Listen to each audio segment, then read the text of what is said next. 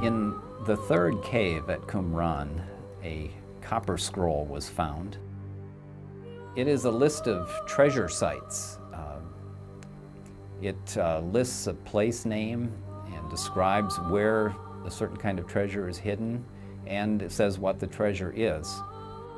Josephus makes it clear in his discussion of the uprising against Rome from 66 to 70 and on to Masada in 73 that the Romans tortured the temple treasurer and found out the hiding places of the temple treasure. I think you won't find much. The Romans were very persuasive and extremely covetous.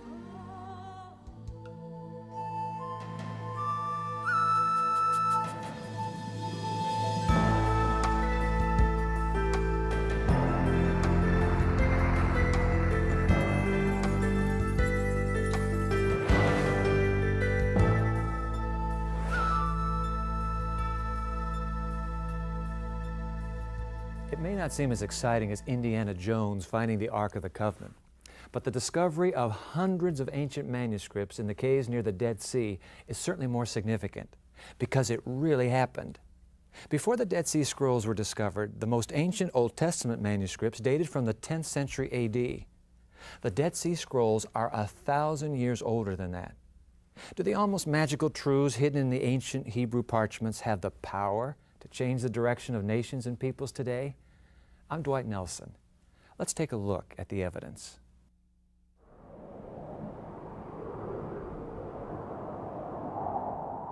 There are lots of stories about how and when the scrolls were first discovered. Most of them center about a young shepherd, Bedouin shepherd boy who was looking for lost sheep. These are well-known stories, but I think they're a little romanticized. The young shepherd boy turns out to be someone in his 30s. He was a known treasure hunter. He was always looking out for things, and one day, while he may have been also shepherding animals, he was looking in caves near the Dead Sea and happened to throw a rock in this given cave that we now call Cave 1, and instead of hearing just the clatter of a rock, he heard kaplunk, kaplunk, and the sound of broken pottery. Venturing into the cave, the shepherd soon discovered the pottery held hundreds of ancient manuscripts. Anxious to capitalize on his find, he quickly sold the scrolls. Once in the hands of scholars, it was soon realized that these tattered documents may shatter the foundation of the world's most dominant religion. The public at large only thought that the scrolls were found in 47 in Cave 1, because those scrolls were immediately publicized, went into, after the founding the State of Israel, a special museum was built to house them called the Shrine of the Book. And the public thought that was what the scrolls were. But no, over the next decade, 10 other caves were found. An international team was established by the Jordanian government to oversee those scrolls, since it, as a non-Christian Jewish monarchy, didn't feel particularly interested in these scrolls. So what happened was these scholars, owing to a different mix of motives, held back the publication of these scrolls. People who were in the inner sanctum said to peers, "Let's go slow till the crazies go away." Now, the issue of the crazies going away has to do with the issue of how the scrolls affect Judaism and Christianity. There was a famous left-wing writer who, his name was Edmund Wilson. He wrote for the New Yorker magazine a series of articles on the Dead Sea Scrolls in 1954. And he began to suggest that the scrolls had something could throw light on the origins of Christianity. And the people who had gained control of the scrolls through the Jordanian government setting up this international committee were largely church people, clerics. So when they heard what Edmund Wilson was suggesting in the New Yorker magazine, a whole blanket of secrecy went over the scrolls. Well, one text raised the question about whether the scrolls had information that was damaging or would put a very different light on, say, Christian origins than has traditionally been thought. A small fragment that did not appear in public until perhaps around 1990 even though it had been known about long before this, spoke about a Messiah who possibly was killed by someone else. So it was claimed, this fragment said, and that because it contained information about a Messiah who was killed, a Messiah before the time of Jesus, it was claimed that this kind of parallel was somehow damaging to Christianity in the sense of detracting from its uniqueness. According to mainline scholars, there's nothing here that would affect the faith of the faithful, and that the scrolls do not contradict or upset any of the religious materials that we presently have. According to opposition scholars, just the opposite is true, that there are materials in the scrolls that seriously call into question the kind of messianism portrayed in the documents that we are familiar with and know as the Gospels. If Jesus were alive today, and there were things done or said in his name that were not his, he would expect you to find this out. So I think that any person of faith, before they move into faith, and I've had people who say, well, faith is anything I believe it is. I don't agree with that. Faith should be based on something solid, on a rock, if you like. And I think that the modern person wants to look into this and be challenged and find out what, in fact, recommends itself to his faith and what he may find as different from his faith. This is Hello Channel. Come learn English as you watch TV. It will change your life.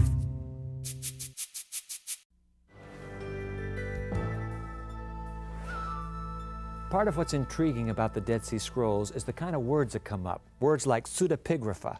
I love how that rolls off the tongue. Pseudepigrapha. Or how about apocrypha, or even apocalyptic?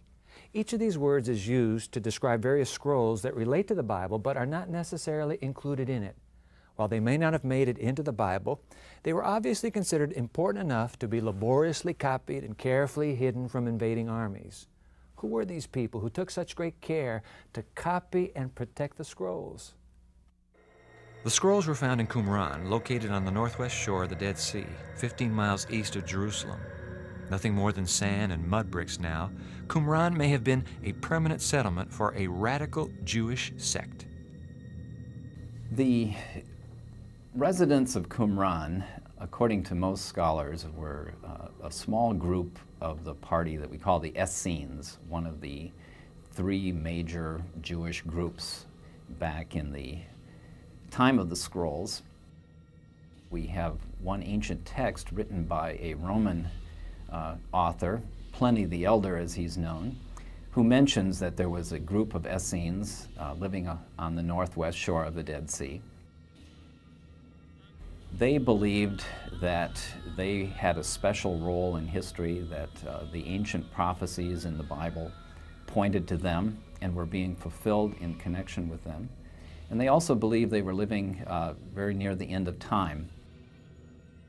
They anticipated the arrival of two messiahs. One was from the line of David, and one was to be a priest. And they were to be the leaders of the forces of good at the end of time. Now, the Dead Sea Scrolls present a situation where they are in camps, wilderness camps, following a regime of extreme purity, waiting for the heavenly host that will join them under the leadership of the Messiah in this final apocalyptic war against all evil on the earth. Now, to my mind, that is information that rarely gets out to the public at large, and they have no understanding of what the scrolls really believe, and they don't understand how much it is like what they believe. As more and more of the scrolls have been translated, the concept of divine inspiration, that everything written in the Bible is the exact Word of God and not the thoughts of man, has been challenged and cast in a new light. You have in the Dead Sea Scrolls the confirmation that the Bible, as we have it and know it, is fairly accurate. Right from the very first cave discovered, there were 2 Isaiah scrolls found there. And one of the Isaiah scrolls is almost word for word and even letter for letter like our traditional text of Isaiah. So I think it is reasonable to conclude and to make the statement that our biblical text that we have right now is just amazingly accurately copied from scrolls 2,000 years ago. We have, in one sense, copied text very, very accurately, and that is amazing because you have to hand copy, all the way from the period of the exile or thereabouts up to the invention of the printing press. All those manuscripts had to be hand copied, and they are amazingly faithfully done. However, that's only the copy of one form of the text as it existed back then. The scrolls are only relating to the Old Testament and the books of the Bible that we know. Now the scrolls have more than just the books of the Bible that we know. There's about 300 or 400 other books that relate to the literature of the scroll community itself that we call the extra biblical material or the sectarian material, because these are books never seen before, or in some cases books we've known about from other sources like Enoch or the Testament of the 12 Patriarchs or Jubilees or things like that the scrolls are very strong on, things that were called apocryphal literature. Now the scrolls don't make any distinction between these books. They're all equally holy as far as the scrolls, or unholy as far as the scrolls go. All the scrolls are thrown into the caves helter-skelter. They don't have a Bible, as it were. Until 1947, we saw the biblical text as unique, single, uniform, as they call it, a stabilized Hebrew text. But now we can show we've got documentary evidence of differing literary editions of over half of our Hebrew Bible books. We have many copies of books of the Old Testament or Hebrew Bible among the scrolls. Sometimes we have multiple copies of individual books, and they don't always agree precisely in their wording.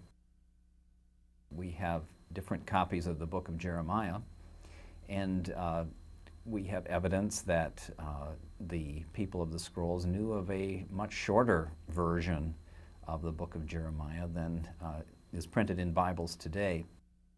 All of this has been studied a great deal by the scholars of the Bible, of the text of the Bible, and it's evident that there were different editions of many of the books in the Bible that were circulating among Jewish people in the last couple of centuries BC, in the 1st century AD. These different copies show us that the texts of these books continued to develop. They had been written long before this, and of course had been copied for many years, but they continued to develop and took on somewhat different forms. This complicates efforts at trying to understand and explain how theories of inspiration and revelation really work out in practice, because where do we see the act of revelation? Where do we see the act of inspiration? Is it confined to the original, if we can get the original, or does the inspiration continue in the lines of translators and copyists and things like that?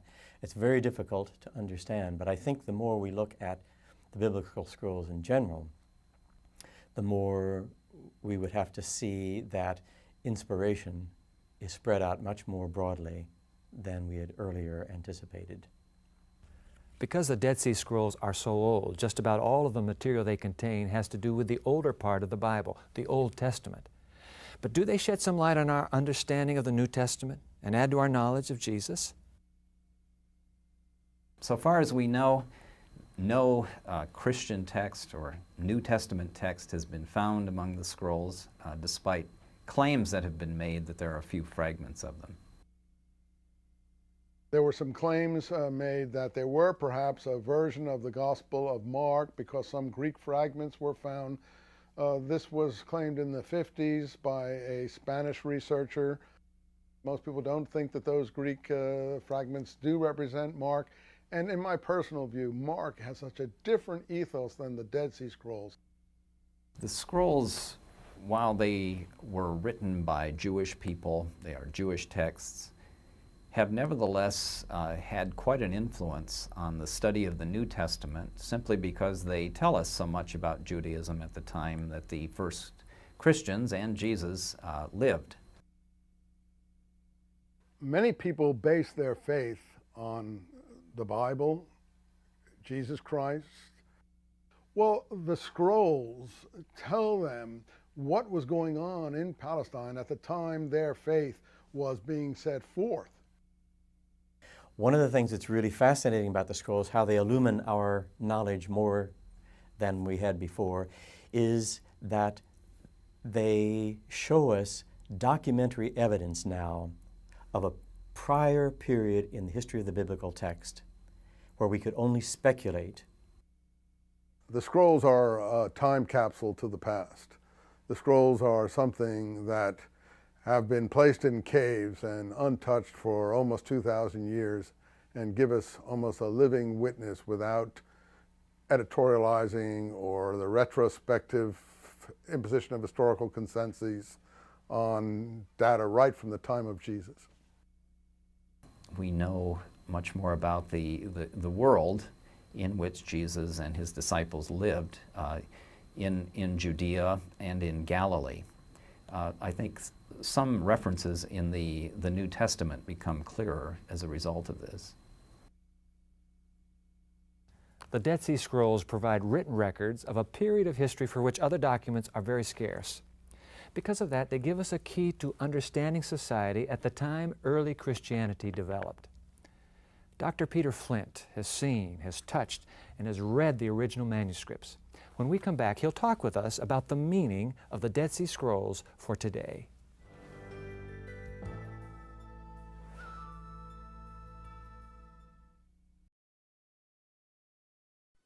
Learning a new language can be difficult and discouraging, but it doesn't have to be.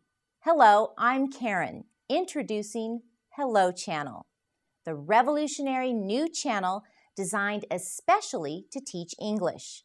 If you can speak English, the future is open for you, since speaking English means greater opportunity and higher paying jobs. By watching Hello Channel, you are immersed in this valuable language. You'll hear the words being spoken. You'll see the speakers' mouths when they say the words. You'll read what's being spoken in large, clear subtitles. And you'll speak out loud, practicing what you have just learned. There is no better or faster way to learn a language than total immersion. Hello Channel does exactly that. There's programming on every level so you can watch the shows that are just perfect for you. Whether you've spoken a little English, a great deal of English, or none at all, the Hello Channel has something for everyone. Join us for a convenient, affordable, and fun way to shape your future. There's so much in store for you if you'll just say hello. Get ready for a fascinating interview with the man who wrote the first book on the Dead Sea Scrolls in the new millennium, Dr. Peter Flint. Welcome to The Evidence. Thank you, Dwight. Title of that book, The Meaning of the Dead Sea Scrolls. You've been living with the scrolls for years. In fact, I have here the book you collaborated on, one of the three editors, the Dead Sea Scrolls Bible, where you translated the biblical portions of those ancient scrolls. Share a New Testament example that would link the scrolls with New Testament material. I need to turn to some specific writings here. Okay. In Luke chapter 7. And that's New Testament. This is in the New Testament. Okay. Luke All chapter right. 7, Jesus is asked a key question. Are you really the Messiah, the one who is to come? And this is his answer. Go and tell your leader what you've seen and heard. The blind receive their sight, the lame walk, the lepers are cleansed, the deaf hear, the dead are raised, the poor have good news brought to them. Now, scholars have thought, now this is very strange. He doesn't say, hey, I'm the Messiah. He says, go and tell what you've seen. And there's one saying in here that's very strange. Jesus even says the dead are being raised. And a lot of people have thought, no way, this couldn't be genuine. This must come from the later church. They must have put these words in the mouth of Jesus. In the light of the scrolls, we can demonstrate that this statement is actually a messianic claim by Jesus. He's saying, I'm the Messiah. Let me Those prove words, it to you. you're saying those words are actually a quotation from that appears in the Dead Sea Scrolls. Well, it's not quite a quotation, but those words appear in the Dead Sea Scrolls. I'll give you, it's one of the scrolls called 4Q 521. Now, that's the name of the scroll. that's shorthand. You see, scholars like to do that. 4Q means cave 4 at Qumran. I see. 521 is number 521. Okay. A shorthand way of referring to a scroll from cave 4. Okay. And I'll just give you a couple of lines. It talks about the coming of the Messiah. And look at these words. It goes on, he will release the captives, he will make the blind to see, he will raise up the oppressed. And then it goes on, and as for the wonders that are not the work of the Lord, when the Messiah comes, God will heal the sick, raise the dead, and to the poor announce glad tidings. Now, what does all this mean? Simply this, is that when Jesus is asked, are you the Messiah? He is saying, look guys, there's a recipe. Go and tell what you've heard. A, B, C, D, E. 4Q 521 gives us independent verification, pre-Christian, 100 BC, that many Jews were expecting a recipe when the Messiah comes. A, B, C, D, E. We see it there, and it's repeated in the New Testament 100 years later or more, showing that Jesus must have talked like that because other Jews thought that way. So this shows us that our faith is historic, it's ancient, that many of the things we believe are reliable and are not just modern inventions. The way I like to put it is the scrolls help the thinking man or woman look at the faith and come to conclusions. Even without the Bible or the church, you can look at the scrolls and find that the faith is reasonable and makes sense and is life-giving. Dr. Peter Flint, thank you for being on The Evidence and sharing your research with us. Thank you, Dwight. It is truly a fascinating realm of study, this whole matter of the Dead Sea Scrolls. If you'd like more information on these scrolls, want to get deeper yourself in your own personal study, log on to our website. We'll put the address on the screen right now, theevidence.tv. The material will be waiting for you when you log on. I'll be back in just a moment.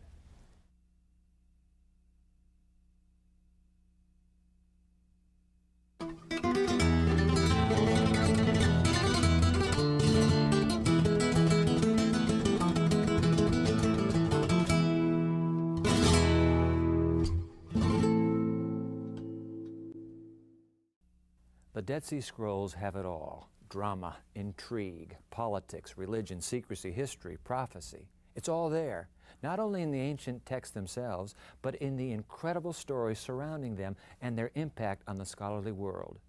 But for now, the question is, what do they mean for the rest of us?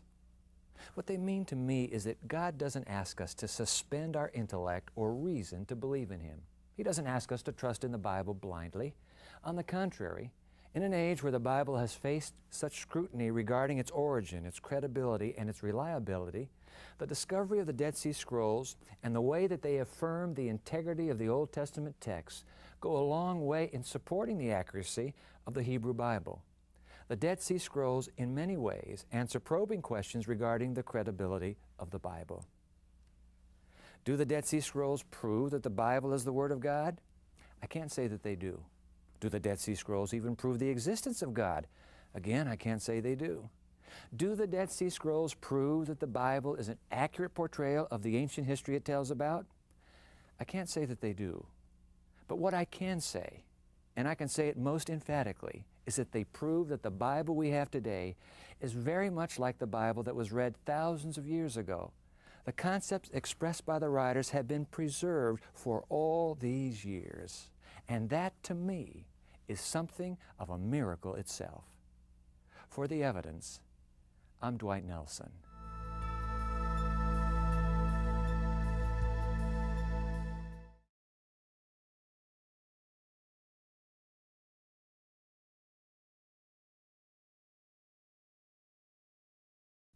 I think that any time we forgive someone, when we feel deeply hurt, we have to come to a point in our lives where it's just not worth being unforgiving anymore.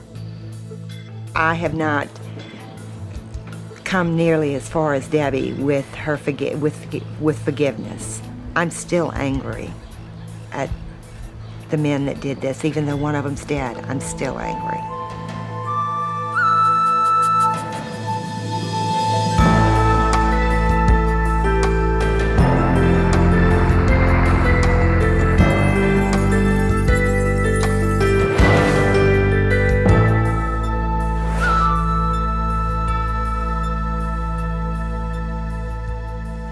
Hello, I'm Dwight Nelson. Welcome to The Evidence. Debbie Morris's boyfriend was tortured and left for dead. She was raped multiple times by the man Sean Penn played in the film Dead Man Walking. When you've been hurt that deeply, how can you possibly forgive? It was the spring of 1980. On a typical Friday night in Madisonville, Louisiana, 16-year-old Debbie Morris was on a date with her boyfriend, Mark Brewster. It was very typical that we would go get a milkshake at the end of a date and drink it on the riverfront. And we did that particular night. We went to Batto's and we got our milkshakes and we went and sat in his car on the riverfront. The evening took an unexpected turn when two armed men hijacked Mark's car. Robert Willie got in the driver's seat, Joseph Vaquero got in the back seat and put a gun to Debbie's head. They drove out of town. It was the beginning of what would be a 30-hour ordeal. After 15 minutes of driving, they pistol-whipped Mark and forced him at gunpoint into the trunk of his car. Then Robert Willie shoved Debbie into the back seat and told her to remove her clothes. And I couldn't believe it. I really couldn't imagine anything worse than what he was going to do to me. And all I could think about was just how awfully disgusting he was and what he was about to do to me.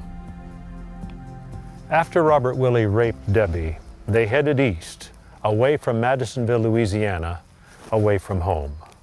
As they neared Mobile, Alabama, they stopped and took Mark out of the trunk of the car and put Debbie into the trunk, telling her they were going to release Mark in the woods, then release her further down the road. As they led Mark away, Debbie prayed they would keep their promise. When I was in the trunk of the car, however, I heard the gunshots. I heard 2 gunshots.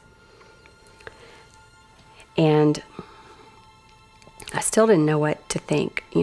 I could hear Robert Willie and Joseph Vaquero come running back to the car, and they were shrieking and screaming like they were excited, like elated. When Joseph Vaquero removed Debbie from the trunk, she asked about the gunshots. He told her they had simply fired into the air to scare Mark. Later, she found that they had hung Mark from a tree, stabbed him in the side, cut his throat, burned him with cigarettes, and shot him in the back of the head at close range. They left him for dead, then continued east towards Florida. But realizing they had no drug connections in Florida, they turned around and headed back to Louisiana. I felt it. I knew, whether it was instinctual or just knowing Debbie's history of responsibility, I knew something terrible had happened. By this time, they started saying, "We know where we're going to take you. We know the perfect spot." And Robert would say that. He'd say, "Right, Joe, right?" And he would say, "Yeah, that's right. We know where we're going to take her. We have the perfect place." And I didn't know, of course, at this time that the place that they were talking about was a place called Fricky's Cave, which is where 3 days earlier they had taken another girl, an 18-year-old girl, and they raped her and stabbed her to death at this place. They drove down the long, isolated dirt road toward Fricky's Cave, where they probably intended to kill Debbie. But on the way, they passed an old man carrying a fishing pole. It's likely Willie feared the old man would overhear the murder.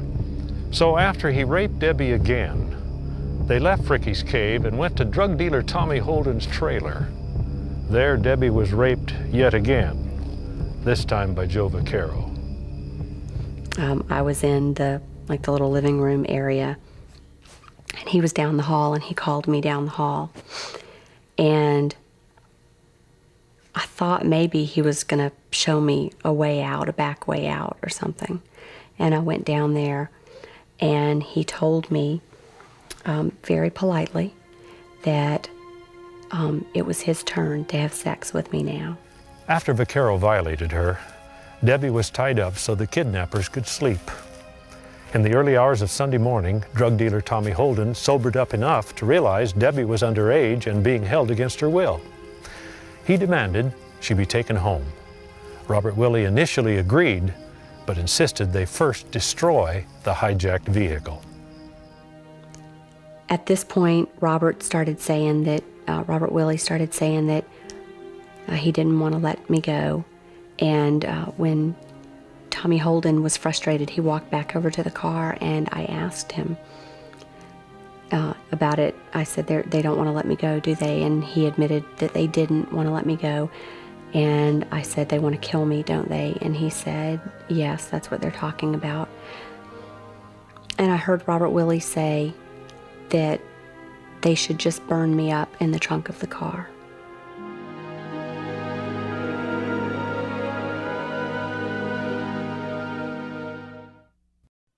We learned English. Your kids can too. Just watch Hello Channel.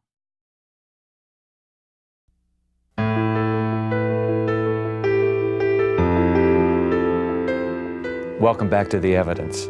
When Debbie Morris heard Robert Willie say that they should lock her inside the trunk of the car, then burn it, she decided to make a run for it. She had little hope of escape, but she knew she'd rather die by being shot than by being burned alive. I was just about to take off running when Robert Willie said, fine, we'll take her home. We'll just take her home. We're making a mistake, but we'll just take her home. And they did. As I was getting out of the car, and they were actually letting me out of the car, I thought that they were either going to shoot me or that they were going to run me over with the car. I really didn't think that they were going to let me go. And by that time, I couldn't even run. I just was willing to let whatever was going to happen, happen. And when they drove off, I just couldn't believe it. My heart just started pounding. And I just started running. She ran to her uncle's store and told him to hide with her behind the counter. She was afraid her kidnappers would come back. She grabbed the telephone off the counter and called her mom. And I told her not to tell anybody where she was going, just to get in the car and come get me. 2 minutes later, Debbie's mom pulled into the parking lot. She ran out, opened the car door, and the first thing both she and her mother said was, "Where's Mark?" Debbie knew something terrible had happened to him. She gave a detailed description to the police of where Mark had been left. They found him, barely conscious, but alive. Debbie immediately went to the hospital to see him. I could tell that Mark was relieved to see me. And he did certain things. He reached up to touch my neck, my throat, because he had been cut on the throat, and his throat had been slashed several times across. And I think he was just trying to make sure that they hadn't done those things to me. I was very moved at the time by the fact that Mark was the one who was lying there in such serious condition, but he still was just concerned about me. Right after the kidnapping, we went through a period where she was terrified. For a few days after the kidnapping, just to go into the bathroom alone and shut the door would have been too much for her. I think just all of her life kind of fell apart. She changed a lot from before it happened. She changed a tremendous amount. You would think that after surviving a near-death experience, in my kidnapping and rape and all, that I would embrace life and not want to put myself back in danger. When it seems, when I look back, it seems just the opposite. It seems like whatever they didn't do to me, I was determined to do to myself. There were times that I, cried myself to sleep. There were times that I felt like Debbie had been so wronged and so hurt that, would her life ever be okay? Every single night that I went to sleep, the last thing I thought about was what if I wake up and he's there? My big fear was that somehow he would get out of prison. We had heard from one of the officers that he had said that if he ever got the opportunity to do so, he would cut her up so badly that even her mother wouldn't recognize her. I lived with that fear, and I believed him. And he had actually escaped from that local jail before. I had someone call me in the middle of the night, a hitman, that I had no idea who he was. And he said, if you want them dead, they will be. And at the time I said no. You know, I believe that the process will take care of it. And thank God that I did believe that. During the trial, Debbie avoided eye contact with Robert Willie. On the other hand, Robert blew kisses at Debbie and made crude noises. He looked right at Mark and drew a finger across his neck. He bragged of other crimes he had committed and referred to himself as Jesse James. Like Jesse James, he was finally sentenced to death. Just the idea that there was a person who was actually going to die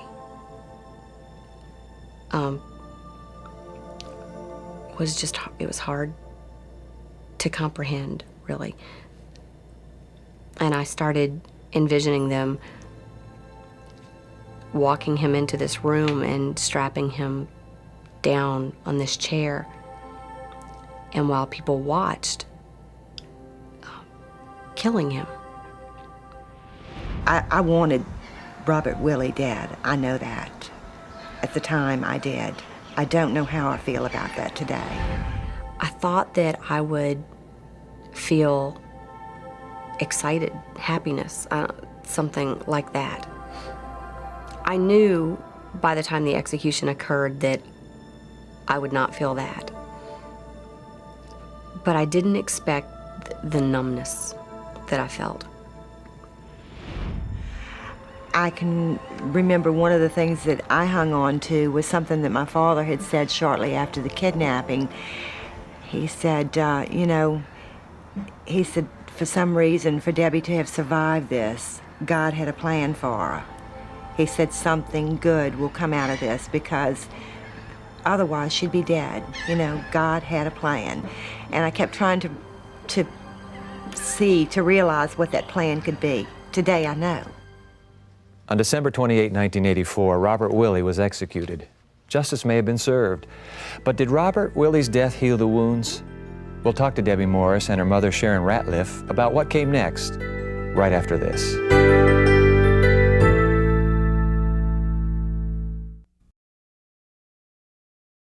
Learn English and have fun on Hello Channel.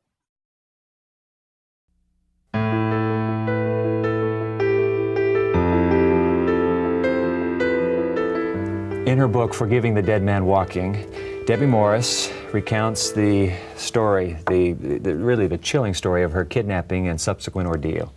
She and her mother are here to talk about that journey, a journey step by step toward forgiveness. Debbie, glad to have you. Sharon, welcome to The Evidence.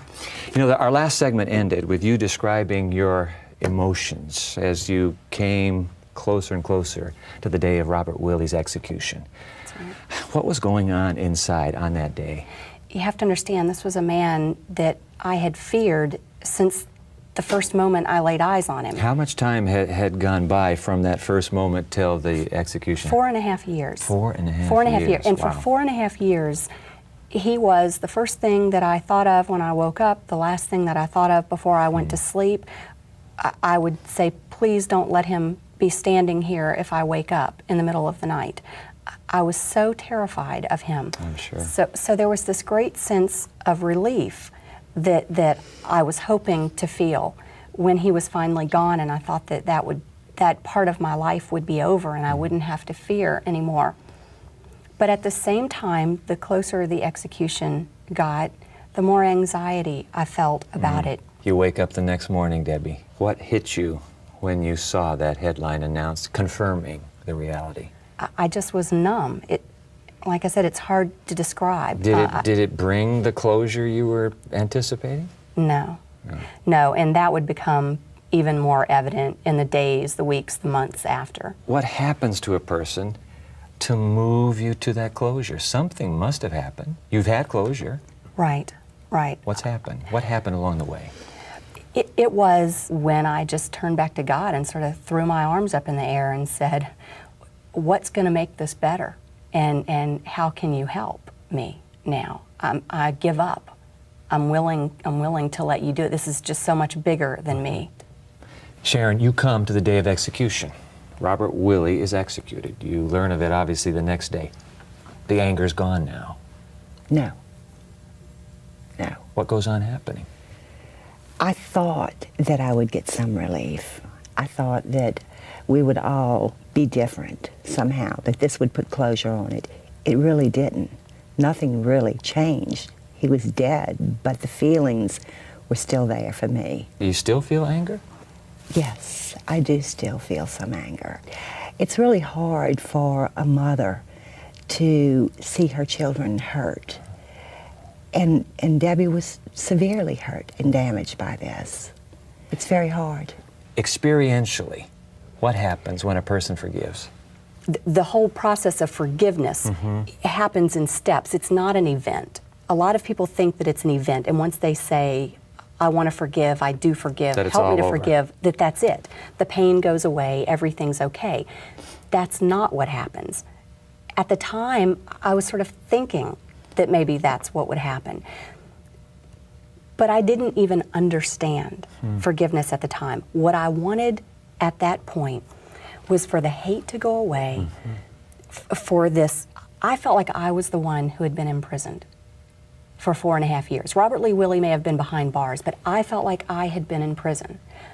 I wanted that gone. I wanted to quit being controlled by the past, and I wanted to all of a sudden experience a freedom that would help me be able to move into the future.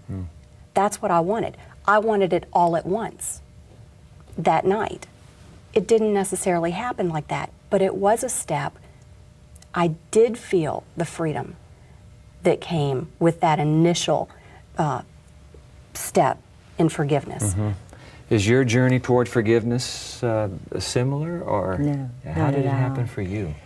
Basically, as time went by and I saw Debbie begin to recover, I was able to let go of the anger and begin to just be grateful that today I have my daughter sitting next to me. Is forgiveness something you simply choose to do, Debbie and Sharon? You say, well, I'm just gonna have to do it. It's a choice?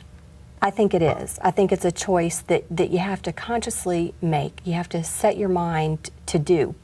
Forgiveness, for me, meant that I was no longer the one who was responsible for Robert Lee Willie's fate, for vengeance against him. Forgiveness for me was very personal. It's what allowed me to be able to move on and experience God's love and grace and the peace that He would have me have. How does God, believing in God, what does that contribute to being able to forgive someone who has wronged you so deeply? Let me go to you, Sharon. I really didn't give it a lot of thought until Debbie started talking more about forgiveness. And one day I thought about God on the cross, Jesus on the cross. And I said, you know, His last words were, forgive them. How could I not? Debbie, God and you, how did that make forgiving easier? One of the things that really got my attention was when it says in the Bible that we will be forgiven as we are willing to forgive others. And when I took a look at my life, and over the 4.5 years after my kidnapping and before Robert Willie's execution, and even some time after that, I had really made a mess of my life, and I needed to be forgiven by God. I needed to be forgiven by God mostly for turning my back on Him for 4.5 years and blaming Him for what happened to me. So forgiveness, essentially, you're describing a two-way process. It's not just me forgiving the whole world that has wronged me, but I need to seek forgiveness myself as a surviving human being.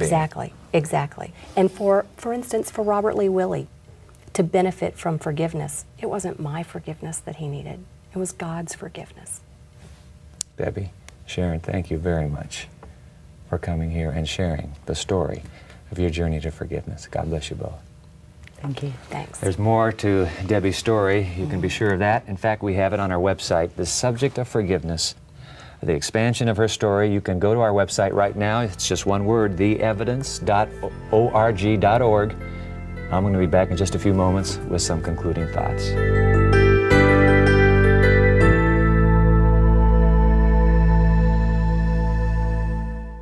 Thanks for watching Hello Channel, the fun, affordable way to learn English.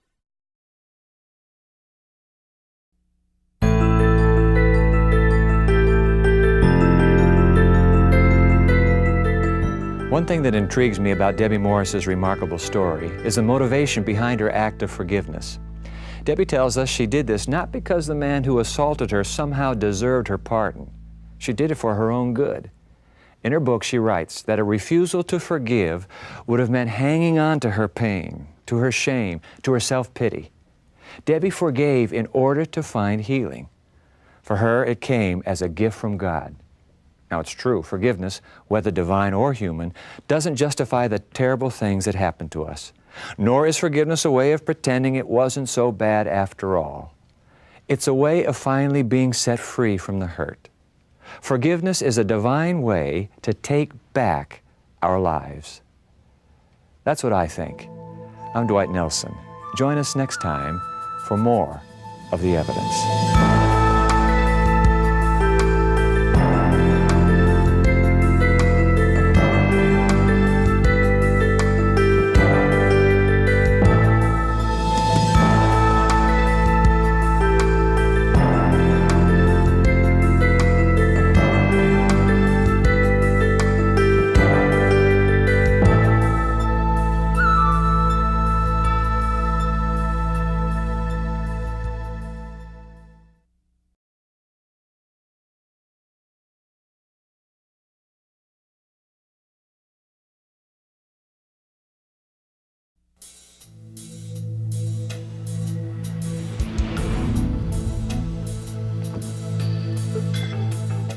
Millions of people around the world have this book. In fact, according to one recent survey, 9 out of 10 Americans own it, but fewer than half have ever read it.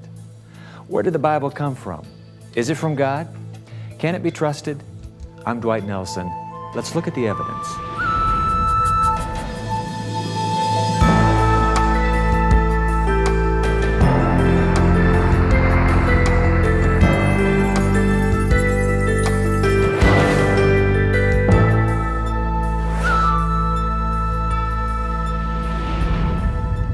I think for most of us, the Bible is hard to understand. It's confusing. It seems contradictory at times. To some people, it's even boring. In other words, the Bible perfectly fits Mark Twain's definition of a classic, a book which people praise and don't read. Today, we hope to change that. We start with writer-historian Dr. Kenneth Davis. We use this book, the Bible, all the time when we're debating politics, when we're debating social issues, the whole range of them. But we never really stop and wonder, who wrote this thing? What did these things mean 4,000 years ago when they wrote it? What language did they write it in? It's always the case that we move from a different language, culture, and time. So we have to be sensitive to TLC, to time, language, and culture, when we go back to the biblical world. And then I think we're in a better position to make the application. The writers of the Bible were persons like us. Some were educated, some weren't. They had their own agendas, hidden and conscious and otherwise. And they functioned within a certain economic, geographic, political, and linguistic historical context. So therefore, I'm going to try to put each writer in his historical context, put him or her in the time they were living, and you have to do that first to find out what they were saying first, and then you put the different writers together in the different time frames that they come and say, this is the picture God wants me to have. When we read the Bible, we are always in the business of interpreting, whether we admit it or not. We are always in the business of interpreting. I did hear someone say one time that children would behave better if we would return to the Bible and do exactly what it says. And if a son curses his parents, he should be stoned. And the person, this was on a tape, and the person said, if we were to follow that today, we would have a lot less juvenile delinquency. We may have a lot less juveniles if we did that today. What I would rather look for, and here's where archaeology helps, if I could get at what those words meant to the people who first heard them, I think I'm in a better position to know what they mean to me. If you were to invite 5 people to come together and bring their Bibles, likely as not, they'd bring 5 different books. There are Jewish Bibles and Roman Catholic Bibles and Protestant Bibles. And if that weren't enough, there are about 3,500 English versions of the Bible. Of course, the best known of all of those is the 1611 King James Version. Most English-speaking people think that the Bible is the King James Version. It's a 300-year-old piece of literature that was often poorly translated. We know that they made mistakes in 1611. The English is archaic. God didn't say thee and thou, nor did Jesus. They spoke, certainly Jesus spoke in Aramaic, a language that is related to Hebrew. The Old Testament or Hebrew Bible was written mostly in an ancient form of Hebrew. It's a very difficult language. There are no vowels in the written form of it. It's only consonants. So there was even a guessing game in some respects. I admit that there are still some hard parts to understand, but the more we study the original languages, the more the different disciplines that feed into Bible study, like the historians and archaeology and scientists, and they find out more, and we fit it together all the time, believing this is God's perspective on history, on humanity, on himself. And then you begin to find what some call the full-orbed message of truth, finding the whole picture. Finding the whole picture can be difficult when you read some of the ancient laws. For instance, what do laws regarding animal sacrifice and sexual practice and other aspects of tribal life in biblical times have to do with the 21st century? What about the requirement of an annual goat banishment to cleanse from sin? Can we really be expected to take the Bible seriously? I take the Bible seriously, but I don't always take it literally with some of these laws. I want to understand what they meant to the people who first heard them and what God intended for those laws to do. Another example would be an eye for an eye and a tooth for a tooth. That meant something in a society with tribal groups. We know this archaeologically about tribal groups. And the law was serious. If somebody took a tooth out of your tribal group, you needed to take a tooth out of their group. It was the law to do it, but no more than a tooth. Otherwise, you get this Hatfields and McCoys kind of development. So in a tribal group, that meant something. But by the time we get to the New Testament, Jesus talks about, you have heard an eye for an eye and a tooth for a tooth, but I tell you, if someone strikes you on one cheek, turn the other cheek. So society had changed. A law that was meant to preserve tribal groups is no longer useful. For me, that asking all these questions, pressing all these historical issues, ultimately brought me back to a realization that there are things clearly that I don't understand, but that's what God told Job, that you're too small and puny to understand all of this. You weren't even around when I created this whole thing. And in a way, that's not a satisfying answer, but ultimately I think that's sometimes what we're left with, and that's what faith really is. I find myself addicted to this book now. I just want to find out more. I just hunger to find out the picture of God that He wants me to have. As you can see, the Bible is a controversial book. Marriages have been united by it, countries have been divided by it. But is it true? Is it historically accurate? What does recent archaeological evidence tell us? We'll find out when we come back. I Learn English, you can also on Hello Channel.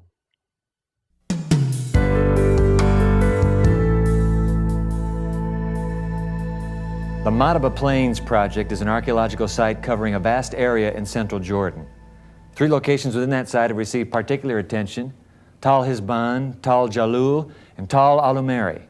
For the last 30 years, archaeologists Doug Clark and Larry Garrity have led expeditions to this site.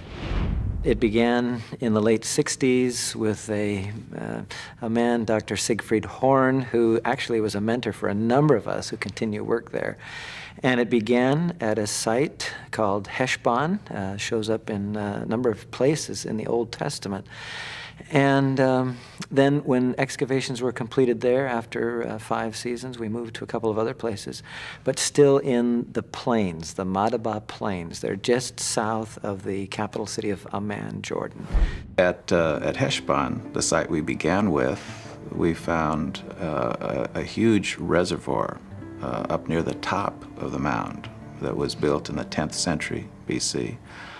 And it almost certainly is the pools of Heshbon mentioned in the Song of Solomon in the Bible, where he's describing his beloved, and he says, "Your eyes are like the pools at Heshbon by the gate of Bat Rabim." And so if these pools are full of water sparkling in the sunlight, you can see how they would be an apt simile for, somebody's eyes. In the past 30 years, actually 50 years, but more recently, there have been extraordinary finds in the Holy Land, in particular, of sites, buildings, temples, living places that have a great deal to do with the events in the Bible. But not all the archaeological evidence we have supports a biblical story. For example, to date, no one has found solid evidence that the wall surrounding the city of Jericho came down just as the Bible describes. And to date, there's a problem with the story that the children of Israel conquered another city shortly after the Exodus from Egypt. That city was Heshbon. Heshbon really doesn't date back to when we would date the Exodus. There are 2 dates for the Exodus. Some people would suggest the 15th century BC, the 1400s. Others would say the 1200s. Either way you go with that, the town of Heshbon wasn't quite there yet. And so maybe it was somewhere else. And there was a movement of peoples that ended up planting it where we now find what we find. What I think we have to do is recognize that the biblical stories somehow begin with a historical event. Something happened. These things don't just come out of nowhere. And in the last 50 years, there have been all kinds of digs that have brought to light things that support the historicity of the Bible. The Dead Sea Scrolls being one of the most famous. These were found just after World War II. And as a result of those finds, we now have manuscripts for the Old Testament, the Hebrew Bible, that go back before the time of Jesus even. So every year there are finds that are made that are important to the establishing of the Bible as a very historically important and accurate book. Very often we have a sense, I think a lot of people grow up with the idea that the Bible happened in Never Never Land, that it didn't really happen. It's like the Greek myths or the legends of King Arthur. But if you go back and look at history, you find a lot of clear connections and clear parallels between events in the Bible and recorded history. One thing history makes clear is that life in Bible times was nothing like life in Never Never Land. People struggled against the elements. Lice, wild animals, drought, starvation. Life was hard, and death was an ever-present reality. If your children survived until their teen years, you were fortunate. Life expectancy, 35, that's doing well. We don't think in those terms. And when we look back at the biblical passages and we say, those people complained a lot, Moses, why are you taking us out here? We're out of water. We need some food. The truth of the matter is they were out of food. They were out of water. They were most of the time. It was hard to live. These people died young. They worked hard. They had as many children as they could. That was their labor force. This was a subsistence economy, by which I mean that people grew what they could eat. There was not a lot of trading back and forth. So when you know those kinds of things, I think we end up having a bit more sympathy for some of these people in Bible times. And I think we can understand and appreciate the biblical passages better. Of all the questions that I have asked and that people have asked me over the years that I've been working and thinking about this book, nobody's really asked me what the future of the Bible is. But I think it's survived 4,000 years, 2,000 years in the case of the New Testament. So its future is probably secure. When we come back, the religion editor of U.S. News and World Report explores some of the thorniest aspects of current debates about the Bible. What he says might surprise you.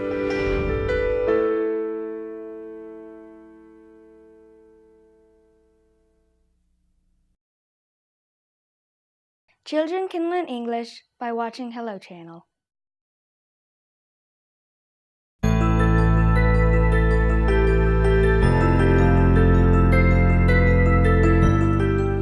I'm talking to journalist Jeffrey Sheeler, religion editor of U.S. News and World Report, and author of this fascinating book, Is the Bible True? In fact, even more fascinating, the subtitle, How Modern Debates and Discoveries Affirm the Essence of Scriptures. Welcome, Jeffrey. Glad to have you on The Evidence. Thank you, Dwight. I want to move right to this title. Is the Bible true? Is this even the question to ask if the Bible is a book of faith and not a book of history? You know, if the Bible's history could be proven to be false, then that would cast a very major shadow over the Bible's theological claims. Now, you can't prove the theological claims as a historian, but you can substantiate the history. Therefore, the Bible creates a historical context that is firm and sound that underlies the theological claims. So what are some of the ways then that you or somebody sets out to prove the veracity of biblical history? Well, you do what a good journalist would do, or a good historian. You ask questions, you examine the sources. Who are the sources? How authoritative are they? How reliable are they? You look for physical evidence. You look for documentary evidence. Are there pieces there's a tremendous amount of evidence of that nature. There's a tremendous amount. Archaeologists during this last century have uncovered a wealth of information. Inscriptions, artifacts, ruins, architectural ruins that really do create a good, sound picture. Do you mean now when you say they've found actual evidence, you're talking about parallel events to biblical history or actual verification of events recorded in Scripture? Well, both, really. We have evidence that certainly undergirds the context, the historical context of many of the stories of the Bible, setting those stories then in a real, recoverable, provable historical context. But we also, in some cases, have dramatic corroboration of the actual episodes. What's dramatic? Well, one, for example, if you look at the ancient Assyrian inscriptions from the king of Assyria, King Sennacherib, he wrote about his military exploits, his invasion of Judah. Talks about invading Judah, laying siege to Jerusalem, laying siege to Lachish.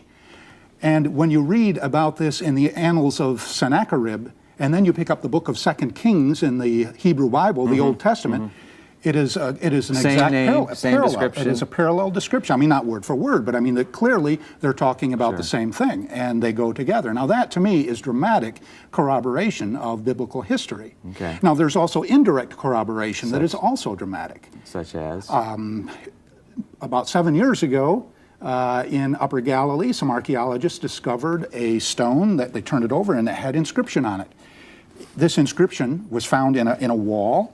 They determined that this inscription was written by Syrians, not Assyrians, but Syrians, during the time of the divided kingdom, kingdom of Judah, kingdom of Israel.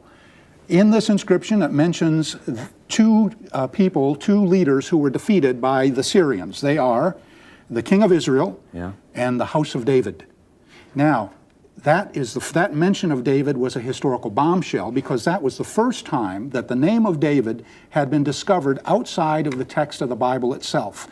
Prior to that, no verification that David, in fact, was an historical figure. And skeptics like to jump on that fact to make the argument that David was a legend, that he was made up by priests during the exile to sort of create a noble history for this poor exiled nation, give them something patriotic around which to rally.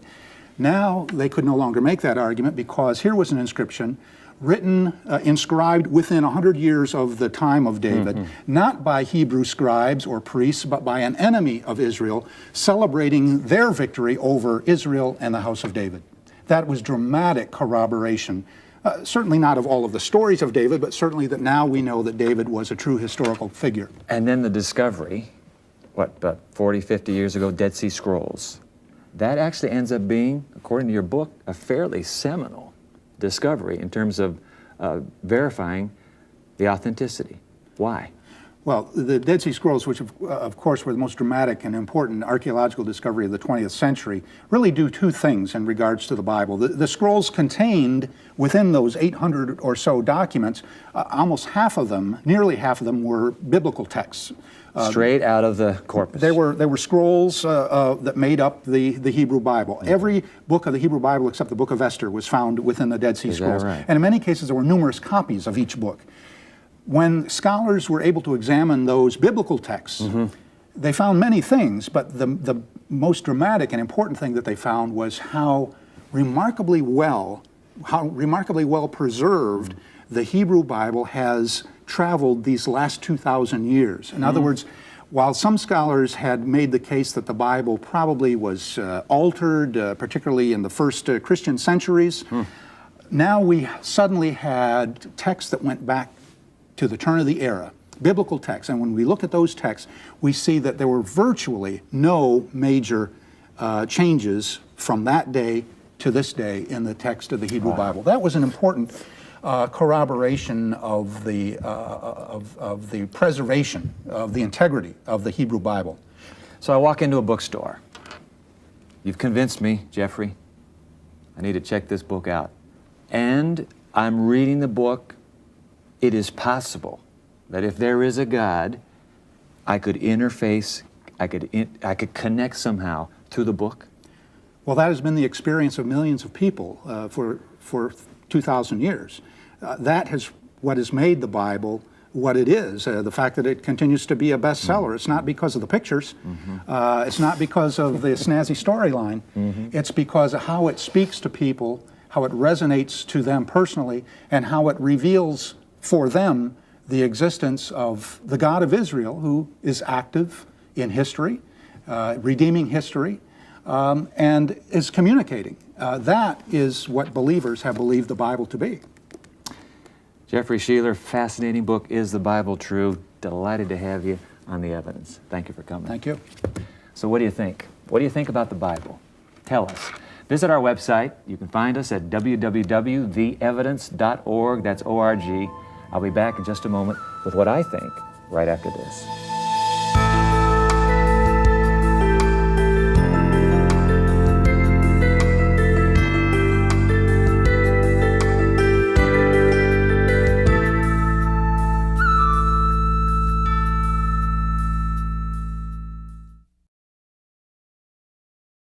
My name is Alan, and you're watching Hello Channel.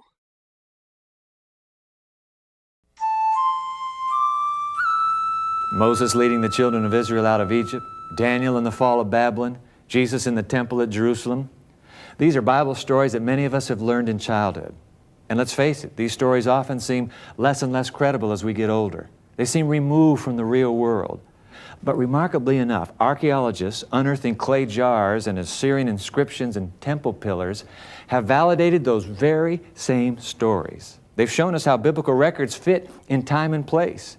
They've dug up artifacts that confirm details in those same narratives. In other words, archaeology has helped to turn what many critics assumed were mere legends into history. I think that's something unique about the Bible. Some scholars, in fact, have concluded that no other document intertwines stories of God's intervention with facts of history so well. And I find that a wonderfully hopeful phenomenon, because it suggests to me that God can indeed be active in my history, in my life.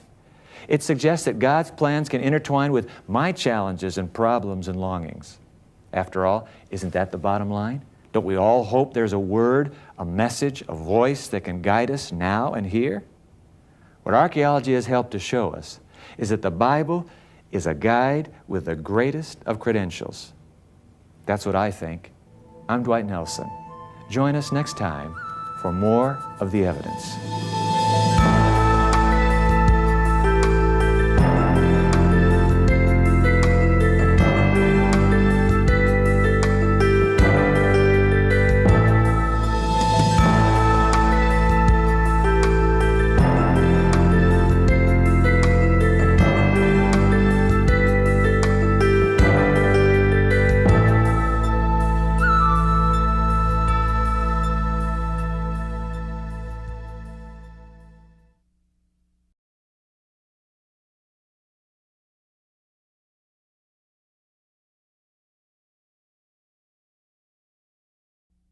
When I first heard that Tariq was killed and shot, it felt like a nuclear bomb had exploded inside of my body, and that I was blown into millions of pieces that could never, ever come back together. I know that my life had changed and changed forever.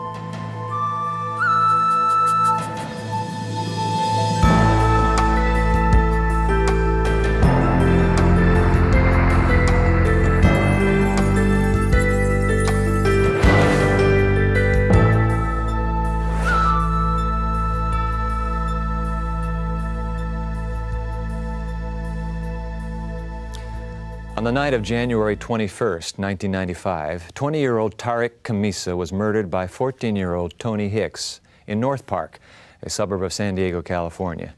Tariq's father, a Muslim, and Tony's grandfather, a Christian, were forced together by this crime. Could anything good come out of the tragic story of Tony Hicks and Tariq Khamisa? He was an incredibly kind person and a very loving person, and also very humorous. I remember Tariq could crack a joke in the most tense and most serious environment and kind of loosen it up.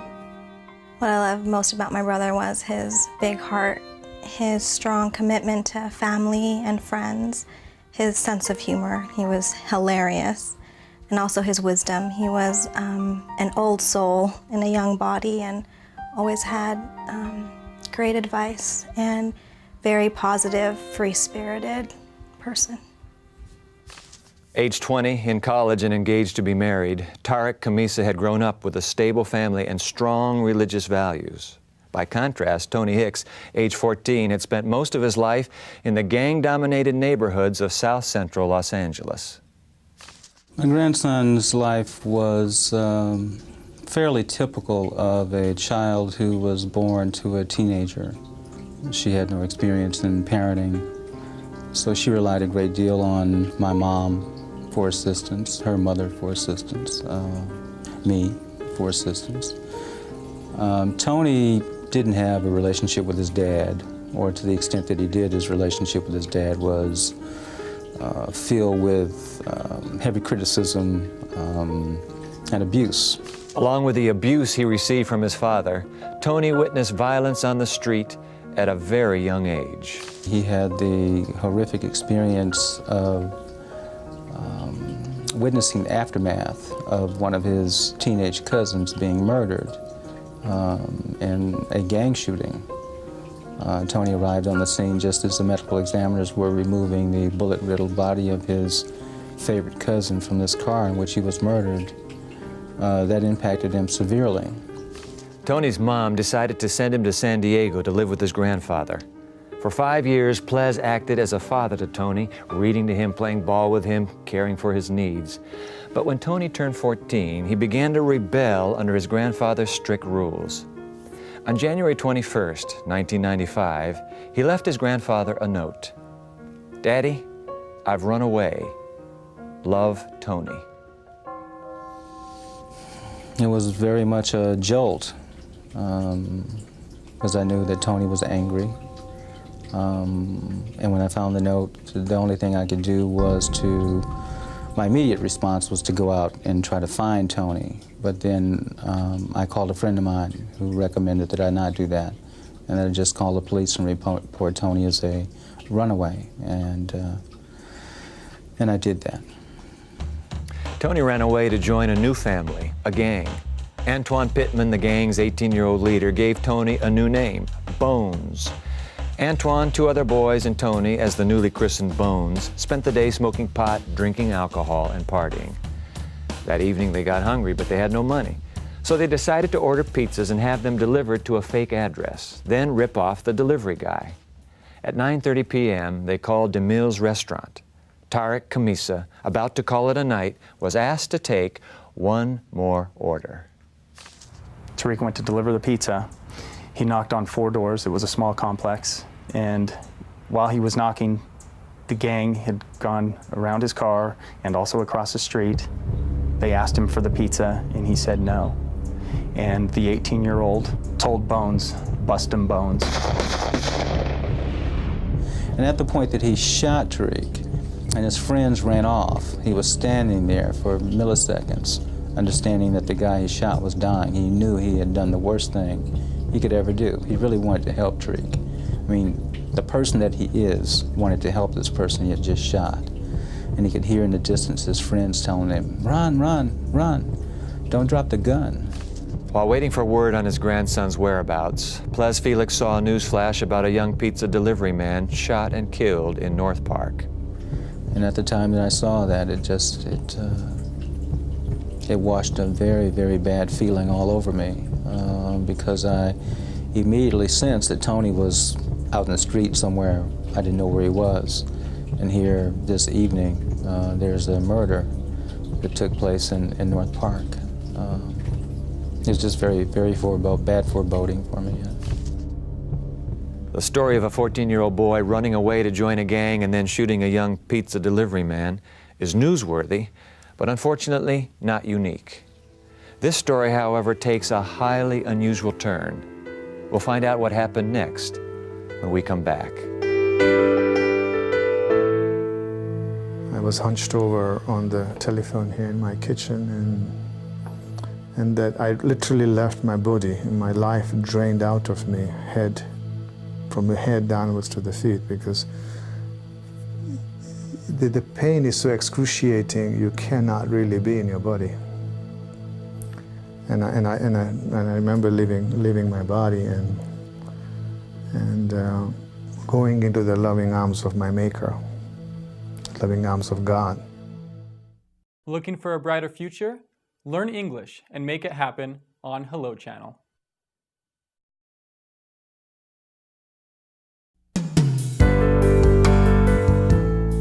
On Saturday night, January 21st, 1995, 14-year-old Tony Hicks shot and killed 20-year-old Tariq Khamisa in the course of stealing 2 pizzas. At 8 on Sunday morning, Azim Khamisa, Tariq's father, got a message from Sergeant Lambert to call the San Diego Police Department. And they told me that Tariq was shot and killed. Of course, my mind didn't accept that. And the first thing I thought, they must have made a mistake. So I frantically said goodbye and called his number. And Jennifer was on the other line, and she couldn't say anything. She was crying and totally out of it. At which point I knew that it was true. Kit Goldman and her husband were there shortly after Azim got the news. I've never seen a human being shattered, as disintegrated as Azim and subsequently his family was as they began to arrive. He was a person completely apart, is the only way I can put it. It was amazing to me that he was walking around because he was in pieces. Azim Khamisa now had the task of telling Tariq's mother her only son had been murdered. And I told her in broken words as much as I could, in shock of what had happened. And my recollection is that she let out a shriek and collapsed to the floor. And I can still hear that, as I say, in my inner ear. The next call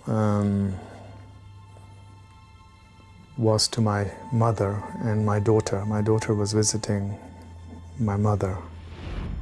We arrived at my dad's house and I walked in the door, and when I saw my dad, just something overcame me and I collapsed again on the floor. I was trying to be strong from, all the way here for my mom because I needed to be strong for her.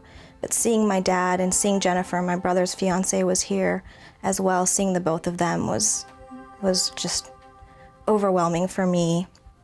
And we were all here and started praying. All we could do was start praying for strength. While Tariq Khamisa's family grieved, Ples Felix received a different kind of phone call from the police. And I was notified by the detective that Tony was no longer considered a runaway, but he was a prime suspect in the murder of Tariq Khamisa. Well, that foreboding that I had sensed the Saturday night upon seeing the newsreel just kind of came home to me. And I was hit with a lot of deep emotion, extreme disappointment. And I began automatically to clarify my grieving for Tariq Kamisa and his family, as I knew that Tariq was gone and his family had to do the best they could to address that in their grieving. But I knew that Tony's life would just begin to be on a path that none of us can anticipate, and that ultimately he would end up in the prison system. Tony Hicks was the first juvenile to be tried as an adult under a newly passed California law. On June 11, 1995, Tony appeared before Superior Court Judge Joan Weber. I'm admitting, sir, that on that date you did in fact shoot and kill Mr. Kamisa during the attempted commission of a robbery. Is that correct? Yes. I did not participate in the trial. I did not go to court. My attitude about the kids was different in terms of what the society wanted. I have a lot of problems in my life. Over the last year while I've been in juvenile hall, I've thought about my problems. I wish I didn't have the type of life I had. I wish I had a relationship with my father. I think about the warning that my grandfather gave me. This kid made a mistake when he shot and killed Tariq Kamisa, but he's basically a good person. I'm very sorry for what I've done. Thank you for giving me a chance to speak. Tony Hicks was sentenced to 25 years to life in an adult prison. He must serve 20 years before he's eligible for parole. It's a difficult thing for a father. Because as a father, you know, it's your job to make the world safe and secure for your children. There's a big sense of failure when you lose a child, because you feel that you've failed your responsibility. The story doesn't end here. Ples Felix and Azim Kamisa began working together to bring something good, something godlike, out of their painful memories. We'll learn about what they're doing when we meet both Ples and Azim here in the studio after this.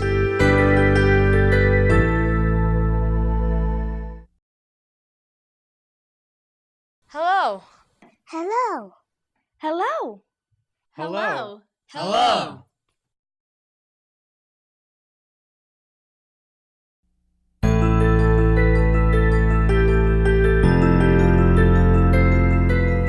Azim Kamisa is the father of Tariq Kamisa, who was shot and killed by Tony Hicks. Tony Hicks is the grandson of Ples Felix. Ples and Azim, delighted to have you on the evidence. The last we hear, just a moment ago, we're coming up to Tony's sentencing. But before Tony is sentenced, you meet. How did that meeting turn out, Azim? Well, I asked for the meeting. I had made a decision to start a foundation in memory of my son, Tariq Kamisa Foundation. And I asked the deputy district attorney to set up a meeting. And I was under the impression that I was going to meet with the public defender that defended Tony. Because he wanted to know why I wanted to meet Ples. When I arrived there with the deputy DA and another member of the foundation, Mike Reynolds, Ples was already there.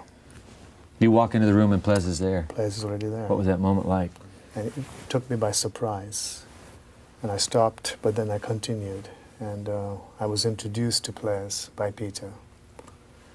And I opened the conversation. And I told Ples that I wanted him to know that I didn't feel any animosity towards him. Ples, your reaction? Well, for me, this was an answer to my prayer.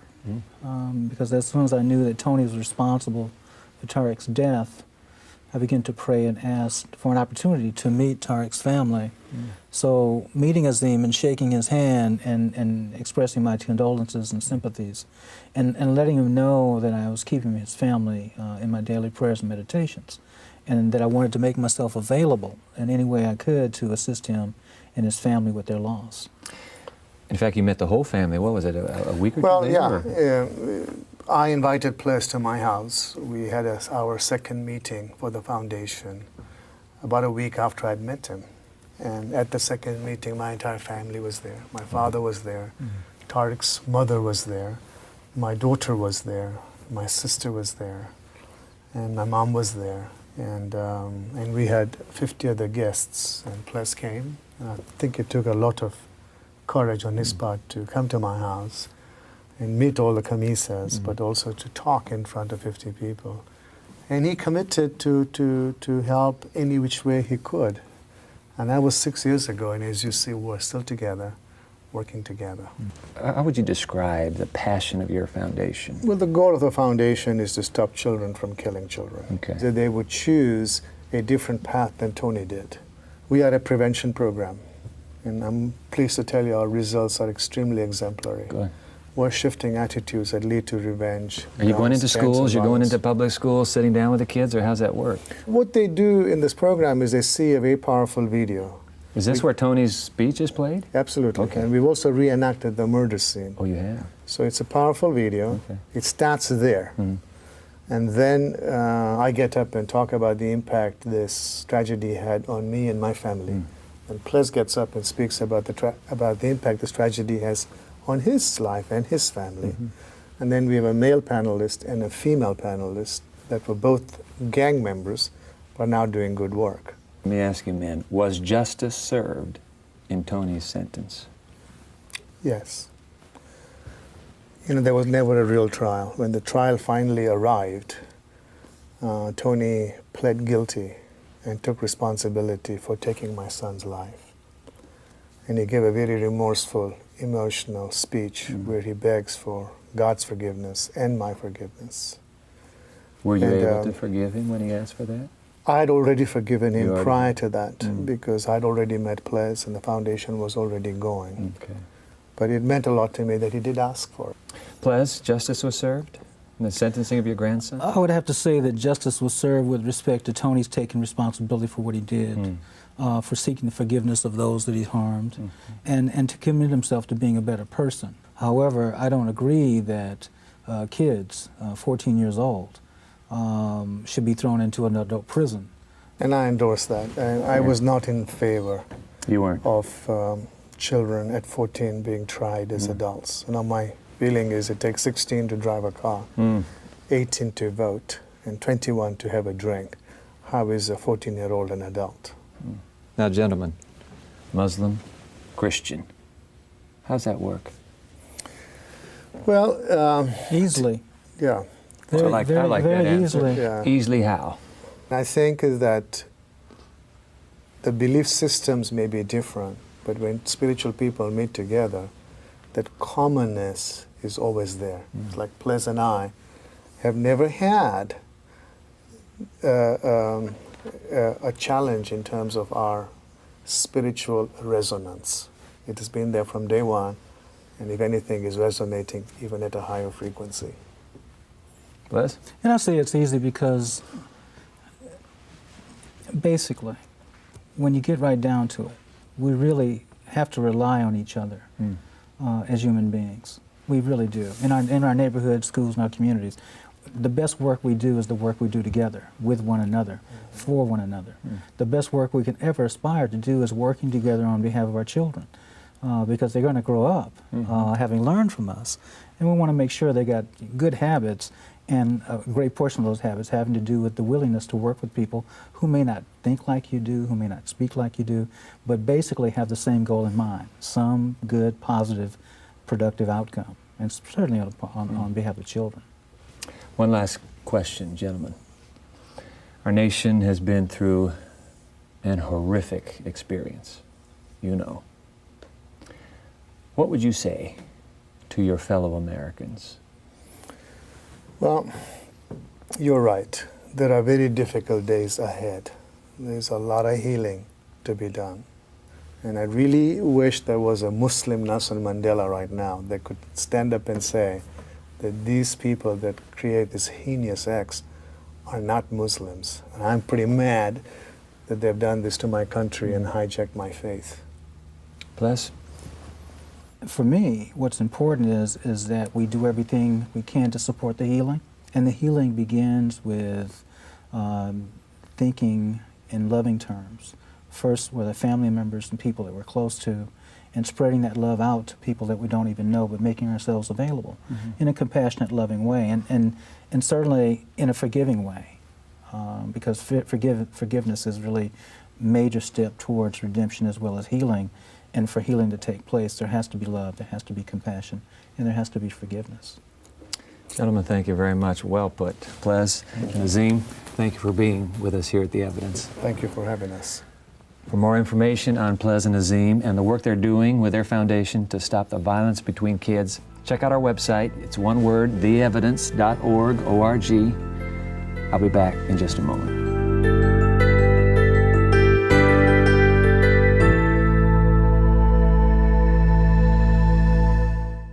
Hello, my name is Javier. I learned English, so can you. Watch Hello Channel.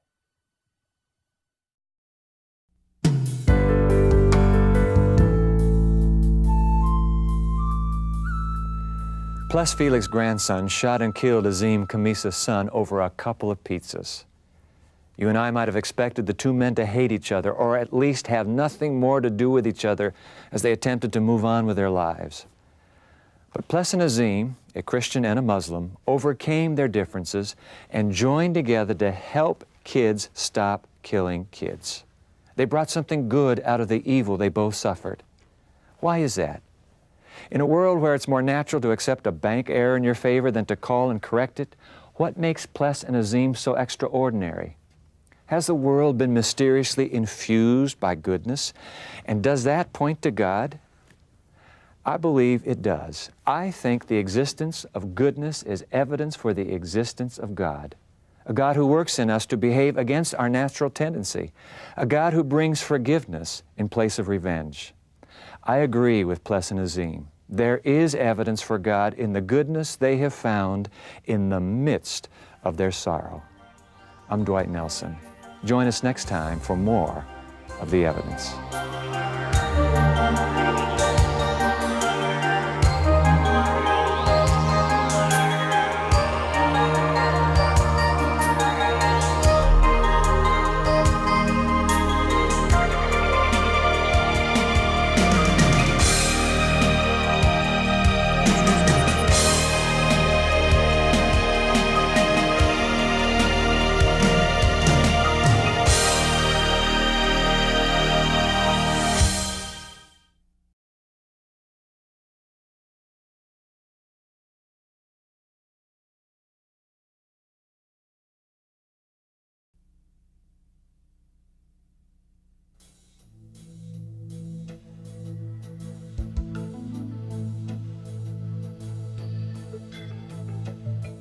U.S. News & World Report recently conducted a survey on prayer.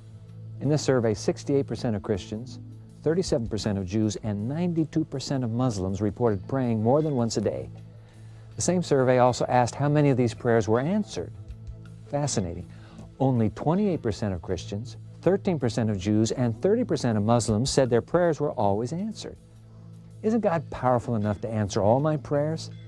And if He is, why doesn't He? In just a moment, we'll talk to best-selling author of numerous books on prayer, Stormy Omartian. I'm Dwight Nelson, and welcome to The Evidence.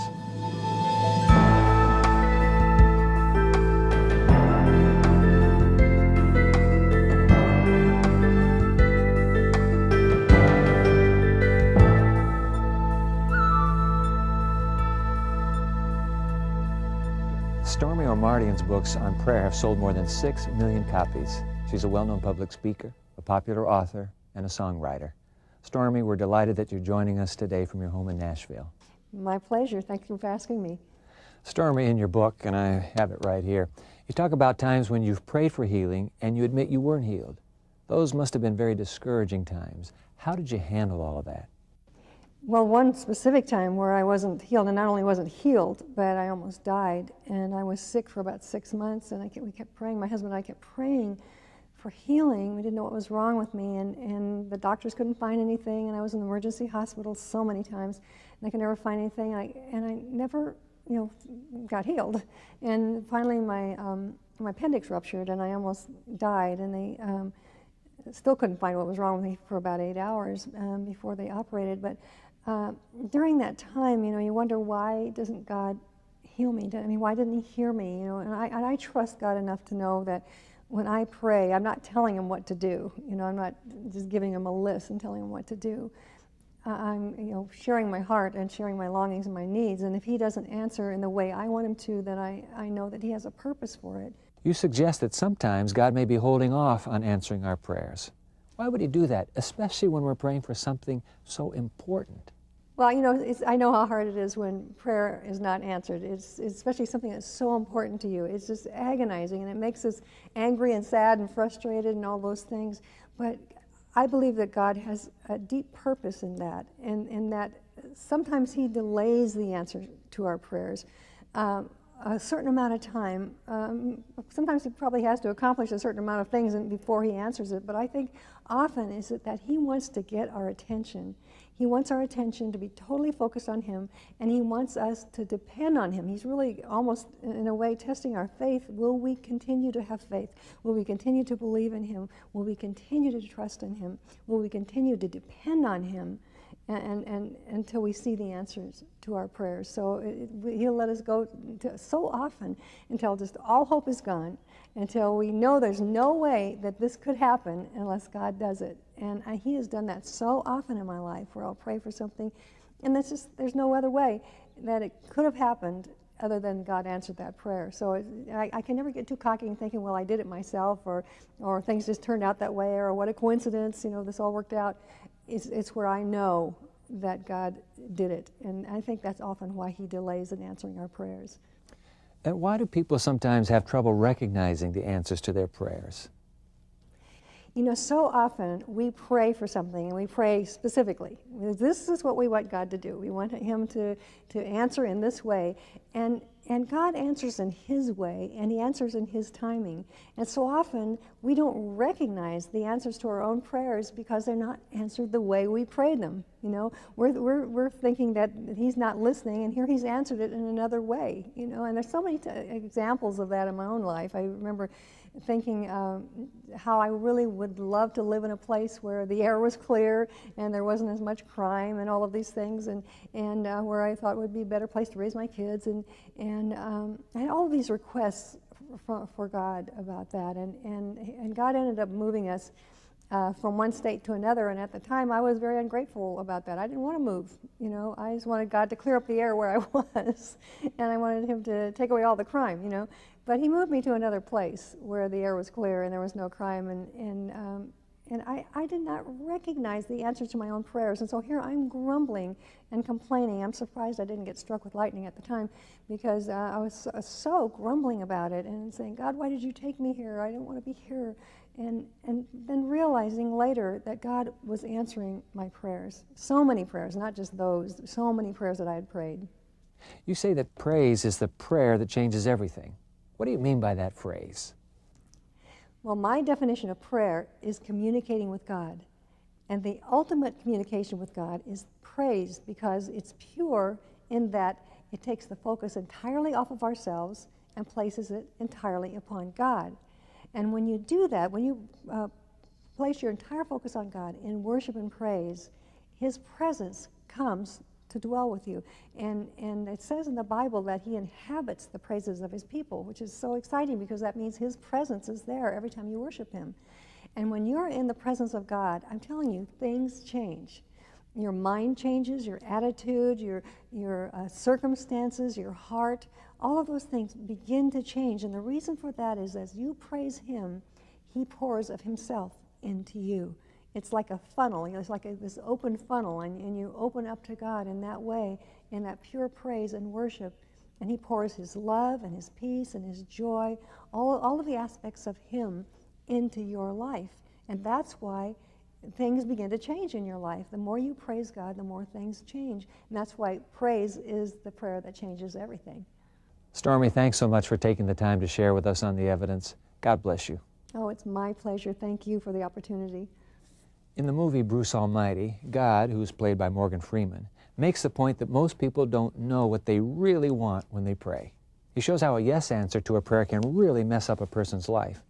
And when Jim Carrey uses his newfound God powers to answer yes to everyone's prayers, it leads to chaos and riots in the streets. The movie is fiction, of course, but it raises an interesting point. If God answered all of your prayers with a yes, would you have what you really want? Stay with us.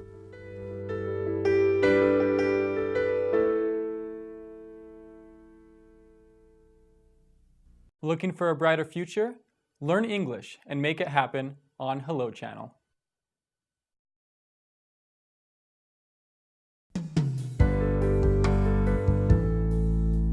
Welcome back. Mike Tucker, a chaplain who has worked in both hospitals and hospices, a pastor and the executive producer of this show, now joins me.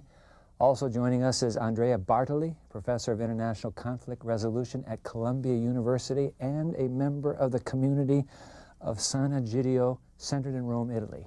Yes. Gentlemen, good to have you both. You know we're thinking prayer. Our conversation is prayer. So let me say that I have this friend. I pray for her. She has cancer. I ask God, please heal her. She dies. What's happening? My prayers obviously are a failure. They're Andrea? not a failure. They're not a failure. They're not a failure. First of all, because if you are calling that person a friend, that's coming from God. So I think that to have somebody praying for a friend is already a gift of life that many do not have. Loneliness is a terrible sickness of these days, and prayer is actually a moment in which we are together in a ways that is difficult for many to understand. Death is a passage, and that friend of yours was actually probably blessed of having somebody close, somebody that was able to think beyond what we can see, the body alone, or what we can see as material things. Now, Mike, as a chaplain, you have lived and moved in the realm of death. Have you prayed for people? Oh, absolutely. In fact, I had a struggle with this, to tell you the truth, when I worked as a pastor and as a chaplain in particular. I've attended probably 500 deaths. 400 of those within a span of 4 to 5 years when I was working as a chaplain. And it seemed to me that every time they called me, it was for someone who was dying, and I would pray for them and they would die. And I began to wonder, what is up with this? I mean, is this just a formality that we're going through? Finally, when I went back to pastoral work, there was a 16-year-old girl who came down with viral spinal meningitis. Wow. Doctors gave her a 15% chance to live 2 hours, a 0% chance to live the night. I went in and captain gowned up and had a prayer for her and prayed for healing. Her classmates were in the chapel of the hospital praying for her as well. After I prayed for her, I went to tell the young people to let them know that maybe, you know, we need to get ready for this girl's death, and they wouldn't hear of it. They prayed all night long. 6 weeks later, that girl walked out of the hospital. Incredible. And I all of a sudden had to reassess my understanding of prayer. What I've come to know through that process is that prayer, first and foremost, is an opportunity to seek the face of God. It is not so much a name it, claim it kind of a deal. It's not where I'm demanding going to, that I need this gift and I need it now. Although we can ask for things, but the primary purpose of prayer is to know God, to know His will, and to do His will in your life. That's the purpose. And when I pray and I know God better, or I know His will better, and I'm able to do that will, my prayer has been answered. Whether or not I've gotten the specific thing that I've asked for or not is not really the issue. Do I know God better, and can I do His will now? And I do believe that there is a reduction when we equate prayer with demanding things. Yes. I think that prayer is much more than that. It's a moment in which we open up to life, we open up to God, we open up to something we do not know necessarily. And I think it's important not to force prayer into something that we control, that we know exactly what we think we want. You take a classic illustration, Mel Gibson's global hit movie, The Passion of the Christ. the film actually opens, as you men remember, with Christ, with this Jesus of Nazareth in the Garden of Gethsemane, agonizing for something, and yet the irony is, or the enigma, what he asked for actually doesn't come to pass. So the skeptics, you're questioning Andrea. No, I'm just responding that what he's asking doesn't come to pass. And yet in Jesus' terms, actually what he wanted was to have God's will done, not what he wanted. So in a way, there is an interesting paradox in Jesus' life, which is clearly crucial to the experience of faith, because... So apparently your own will, for an individual praying as Jesus was, your own will may not necessarily be the same as the will of God. And you can clash. You can be a saint. You can be a person in perfection and still have a will that may be counter, if it's allowed to progress to the want of God. Yeah, when I look at my 2-year-old child who is trying to get the book, you know, he may want to have the book, but may not get the book the right way that I would probably suggest him to get it. And I think that we have too much of a sense of opposition when we think about my will and God's will. I think that on the contrary, that there is an expectation of God that in growing in the understanding, we will actually find the harmony that is momentarily lost. And in fact, the model prayer, gentlemen, that Jesus taught, we call it the Lord's Prayer. There's something in there, isn't there, about your will be done? Sure. And what does it mean to submit to the will of someone outside of yourself? What it means is that as a creature such as myself, I may think that I want something, but it may not be the best thing either for me or for my family or for the greater plan, the world. It might not be the best thing, but God knows what the best thing is. And if I am truly going to live according to His will, and if I'm going to be His follower, then I have to ask that my leader's will take supremacy over my will, because His will is always best. That was the prayer of Jesus at Gethsemane. He said, I don't want to go through this. I don't want to face this.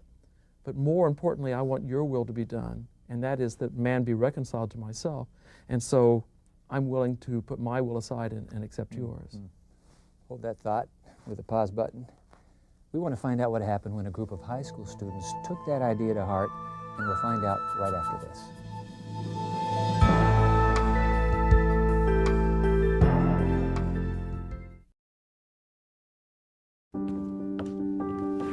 Paola.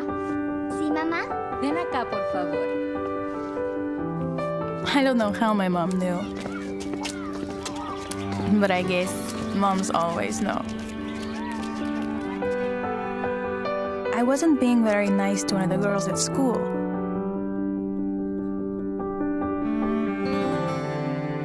I knew it was wrong. I knew I wasn't supposed to be mean. I guess I didn't think it was a big deal. But in one sentence, my mom helped me understand. She said, "Mija, you need to treat others the way you want to be treated." I thought about that a lot. I still do. Life's most important lessons are best learned in the home. A message from the Church of Jesus Christ of Latter-day Saints. Learn English and have fun on Hello Channel.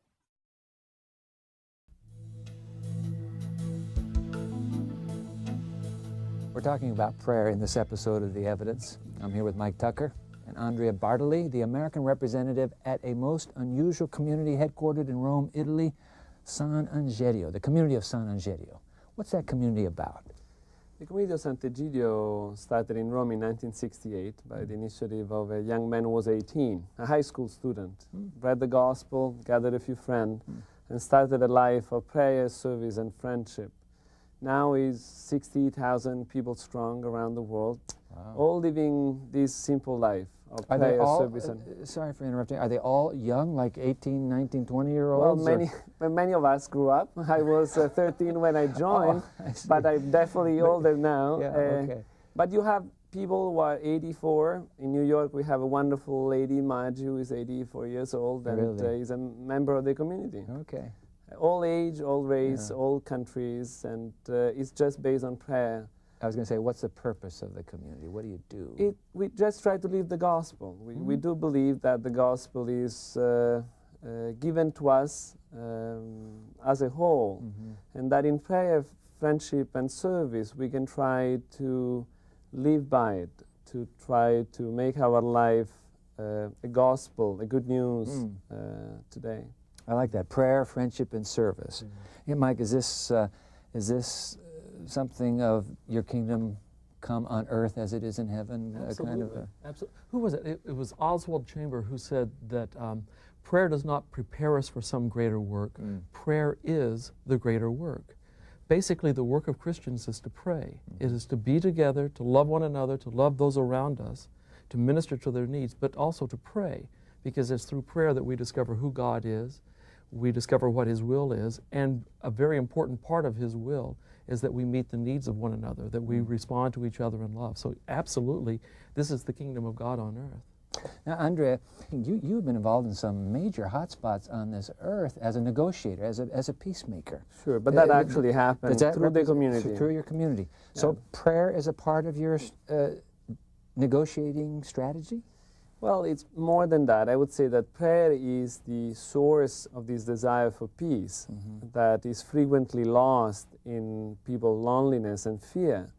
And in prayer, we find the source of that peace that is given to us. And it's very important to remember that, because very often we believe that peace is the product of a political settlement or something that has to do with our own decision. And we do believe that peace is actually received. Peace be with you is the word that is given to the disciples.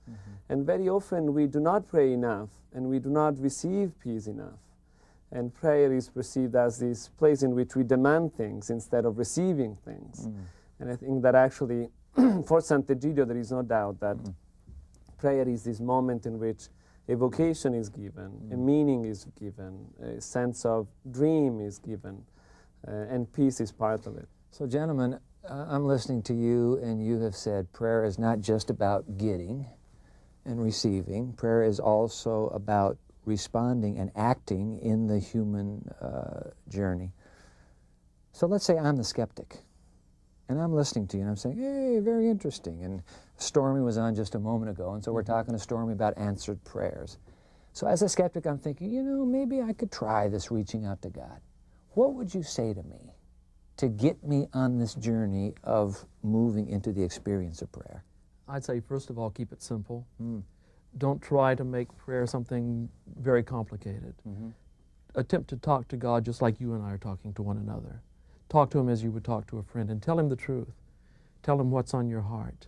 Tell Him what you need, what you desire, and the fact that you're a little bit skeptical about this. I would start with that. No fancy language. I mean, we hear people who say thee and thou. Yeah, and the all old King that. James English. No, we need to talk to God in the language that we're comfortable with, whatever that language might be. Right. And truthfully, if you really don't have any words for prayer, if you don't even know where to start, a wonderful place to do that is to simply get a modern translation of the book of Psalms and pray those words from the Psalms as though they were your own words. Those ancient prayers. Those ancient prayers, because they were written as prayers. They were songs and they were also prayers, sometimes sung by the entire congregation as an act of worship. So take those prayers, change personal pronouns, and pray those, and you will find something interesting happening. Not only will you find yourself learning the process of prayer, but you will also discover something of God's will in those ancient prayers. Andrea, you would add something to that. Well, I would say take your heart seriously. Take your heart seriously. What do you mean by that? Well, I think that God is within. I think that Jesus is very clear that the kingdom is within, and I think that you need to believe that God is speaking to you. So does God draw me here? Is there some sort of reciprocal movement? Absolutely. It was Eugene H. Peterson who said, prayer is answering language. So God speaks to us first. He puts it in our heart to pray. It's the kingdom of God within you, what you were talking about. He puts it in my heart, even before I believed in Him, even before I wanted to know Him. He put it in my heart to pray, and so I answered Him. And that's what prayer is. It's answering God. Andre and Michael, thank you so much for sharing out of your own prayer journey, your faith journey. The earth now holds 6 billion people. The community of San Egidio, started by a high school student, has transformed the lives of tens of thousands of people. One person, or maybe one small group of people who are committed to an idea, can transform a city, a country, the world. We'll be right back for a final thought.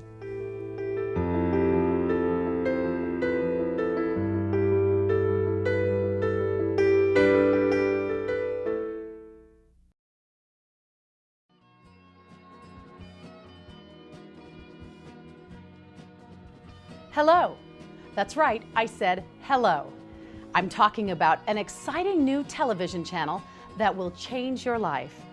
My name is Ruth, and I want you to be one of the first to know about Hello Channel. Hello Channel is designed to teach you to speak English. Anyone can learn. We offer something for everyone. You'll see programming for children, teenagers, and adults, all on different levels. With Hello Channel, you'll hear, see, read, and speak English as you're watching entertaining television programs, making it easy to learn. If you've always wanted to learn English but haven't had a chance, Hello Channel is perfect for you. Start today, and remember, for a brighter future, just say hello.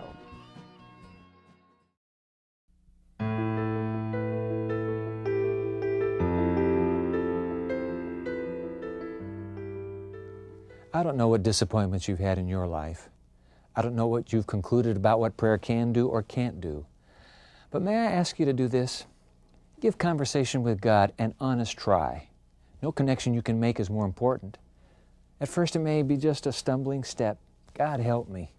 It may be just a tentative attempt to extend your trust.